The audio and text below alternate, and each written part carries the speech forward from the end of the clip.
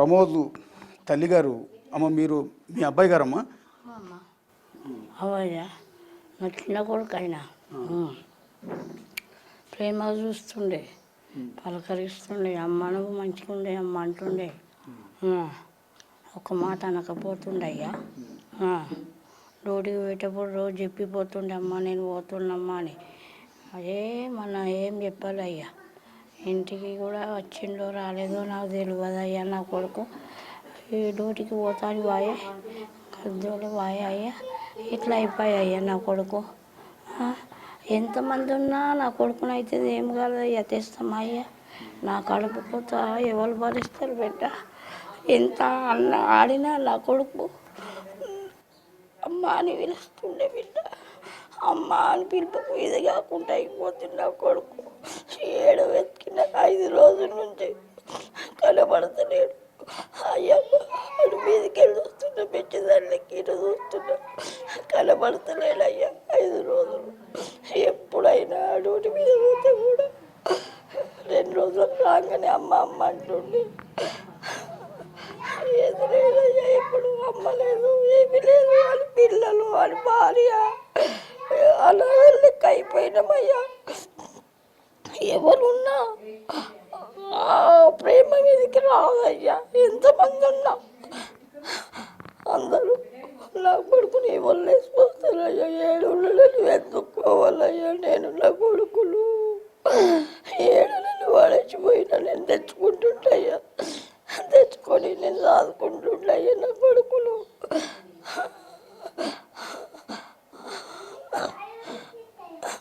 అమ్మా నీకు అన్ని షుగరు అన్నీ ఉన్నాయమ్మా, నువ్వు టైంకి తినాలమ్మా, టైంకి గోళీలు వేసుకోవాలమ్మా అని చెప్తుండే. అమ్మ నువ్వు చచ్చిపోతావు అన్నారమ్మా, నువ్వు చచ్చిపోలేదని అన్నాడు. అమ్మ నేను అనలే అమ్మ, నువ్వు చచ్చిపోయి అమ్మ అన్నాడు. అందరూ చచ్చిపోతుంది అన్న కానీ ఆయన మాత్రం చచ్చిపోదు, మా అమ్మ బతుకుతుంది అన్నాడు. అటు తీసుకుపోయినరు అయ్యా, యశోదరు తీసుకుపోయినరు, అన్ని చూపెట్టిండ్రు. పెద్దోడు చిన్నోడు తీసుకుపోయి అన్ని చూపెట్టిర్రు. ఇప్పుడు ఎటు పోయినా పెద్దోడు ఒక్కడే పోతాడు, చిన్నోడు రాడు కదా అయ్యా. నా కొడుకు బోధనలో డ్యూటీ చేసేటోడు అమ్మ కోసం అని ఈయన డ్యూటీ చేయించుకొని ఏమి చేసి కొడుక అమ్మ పాడుగాను అమ్మ అమ్మ అని అమ్మ కోసం నీ పాడు తీసుకుంటున్నాడు. నేను నాకు రోగాలు రాకుంటే నువ్వు అన్నే ఉంటుంటే కొడుక, నువ్వు వీడికి రాకుంటూ పాలం పోకపోతుండే కొడుక. నీ పాలం నేను తీసినట్టు అయింది నైనా. నాకు ఈ రోగాలు రాకుంటే నువ్వు మంచిగా ఉంటుంటేవేమో కొడుక. అమ్మ నా కొడుకు బంగారం అటువంటి కొడుకు అయ్యా. ఒక్కళ్ళని వచ్చి నోట మాట అనకపోతుండయ్యా, ప్రేమ సంపాదించుకుంటుండయ్యా. నేను ఎన్ని నేర్చుకున్నాడు కొడుకు. ఎవరు నా కొడుకు వెతికిరాదు నైనా. నానైనా నేను ఏమి చెయ్యాలి బిడ్డ? చాలా బాధలో ఉన్నారు. సో ఆవిడ ఆ బాధలోంచి బయటికి కూడా ఎక్కడ కూడా రాలేదు. సో రెగ్యులర్గా తన ముందు ప్రతిరోజు ఆఫీస్కి వెళ్తున్నప్పుడు తల్లి దగ్గరికి వచ్చి చెప్పి వెళ్ళే కొడుకు ఇక్కడ నుంచి కనపడకపోతే ఏ తల్లి హృదయం అయినా కూడా అంతే ఉంటుంది. తన కళ్ళ ముందే తన కొడుకు, తను కనీ పెంచిన కొడుకు చచ్చిపోయాడు అంటే ఏ తల్లి అయినా కూడా ఆ శోకంలోంచి బయటకు వచ్చే అవకాశం లేదు. ఇప్పుడు ఆ తల్లి పరిస్థితి కూడా అంతే ఉంది. సో ఇలాంటి సిచ్యువేషన్లో ఆవిడ మాట్లాడించాలన్నా కూడా నిజంగా కళ్ళంట నీళ్ళు వస్తూ ఉన్నాయి. సో అత్యంత బాధగా ఉంది. ఆ తల్లిని ఓదార్చడం కూడా ఎవరి వల్ల కావటం లేదు. సో ఆ తల్లికి అనారోగ్యంతో ఉండగానే ఆవిడ కోసమే బహుశా ఇక్కడికి ట్రాన్స్ఫర్ చేయించుకున్నాడని తల్లి అంటుంది. సో అంటే మీరు అన్నగారండి, ప్రమోద్ గారు అన్నగారు, మీరు కూడా పోలీస్ డిపార్ట్మెంట్? నేను మోడతాడు కానిస్టేబుల్ని, మా తమ్ముడు సీసీఎస్లో ఉన్నాడు. ఇక మా తమ్ముడు పోయింది నాకు బాధ ఉంది. కానీ ఎన్కౌంటర్ చేసిన ధన్యవాదాలు సిపి గారికి, డీజీపీ గారికి, రేవంత్ రెడ్డి సార్ గారికి. గవర్నమెంట్ నుంచి అన్ని బెనిఫిట్స్ వస్తున్నాయి. బెనిఫిట్స్ వచ్చిన థ్యాంక్ యూ సార్. అంటే ఇప్పుడు అమ్మగారికి హెల్త్ బాగాలేదని ఆయన బోధన నుంచి ఇక్కడికి ట్రాన్స్ఫర్ చేయించుకుని వచ్చారండి.